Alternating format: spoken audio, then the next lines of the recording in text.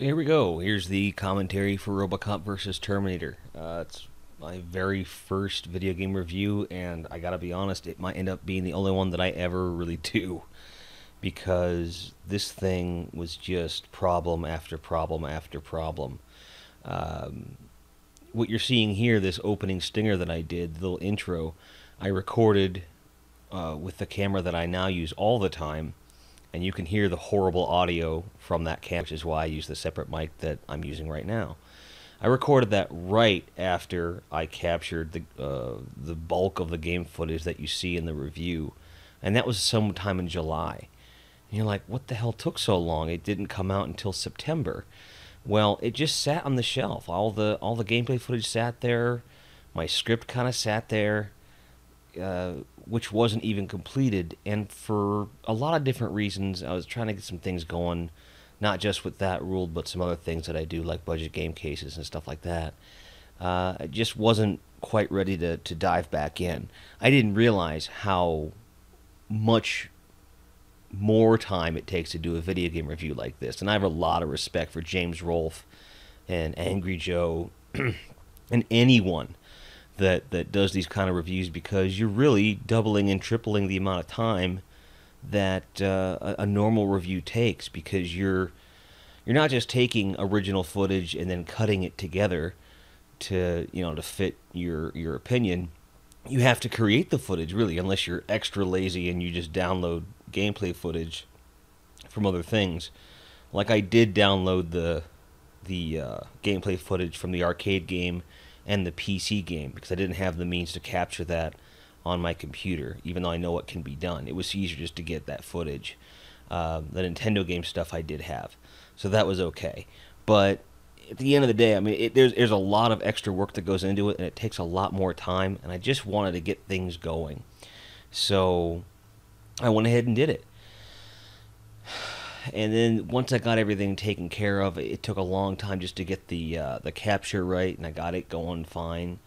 And now I can capture gameplay footage really easily. I'm still sitting on a couple hours of Tiny Toons footage, something that it's a review that I would love to do with Hobo Jojo, because he was the one that was here when we were actually playing the game.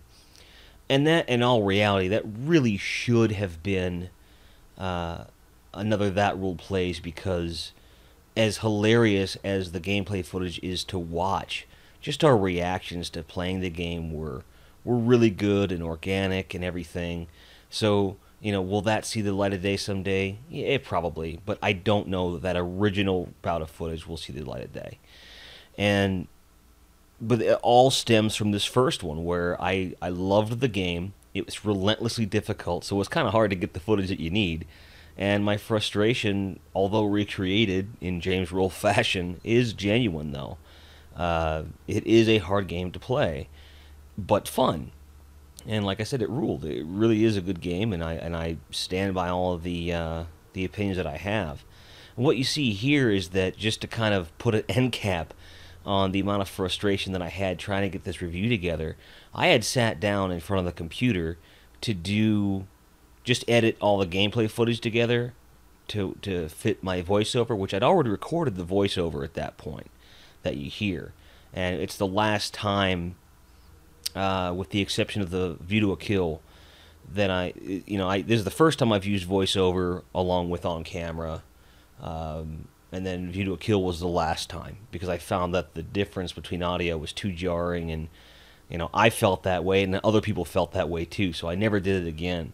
And I decided right then and there to go ahead and try to fix some of the audio issues that I'd had, and never have to worry about it again. So this and View to a Kill is the only time you're going to hear that. So I'd already recorded the voiceover, I'd paced out the script, and I was going to go ahead and I had laid down the voiceover, I'd laid down everything that I already had, and then the gameplay footage, and then I had just the on-camera stuff was left. And as I'm sitting there editing, and I got everything else edited together, I was like, fuck it, I'll just do it now. So I just set up a camera right in front of me, didn't give a shit about the lighting as long as you could see me, and then I did it. And if it looks like I'm tired, it's because I am. I was exhausted at that point. I was exhausted from, being up all day doing the edit, and I was sick and tired of having to deal with it, and to me, the video came out really subpar for what I wanted it to be. Now, a lot of people say they like this review because it's more or less to the point, and it doesn't give away everything in the game. And, you know, I never really did intend for it to be long, and I didn't intend for it to have a whole lot of spoilers or anything. So, in that much, it was a success for sure. But it definitely wasn't what I wanted it to be. It was not nearly as snappy and quick-witted as I originally intended it to be. Especially when I got to these later levels and found out there wasn't a lot to say outside of, well, here's what I did, and this part's kind of boring. Because there is a lot of repetitive gameplay in this game, just because it's difficult. And this is probably the worst, best/worst example. Best meaning it is the most appropriate example, and worst because it's just, it's boring. There's no fun to be had here at all. You just want to get through it to get to the next side-scrolling thing. And I admire what the game designers did with this as far as, you know, being somewhat innovative at the time, being first person, everything wasn't that common. And, you know, you had all these side-scrolling levels up to this point, so it just made sense to do something else. You know, and these little cutaway things, I actually had meant to do a lot more of them, but I really couldn't find anything that was going to quite work with what I did have to talk about. Had I gotten more gameplay footage and gone farther in the game, it probably would have made more sense to do, but at that point it just didn't make a whole lot of sense. The point I needed to make was that the game is really hard, it's overlooked, and it's a lot of fun. And I think I got that across. You know, and for that, yes, it is a success. Is it as energetic as it should have been? No, definitely not.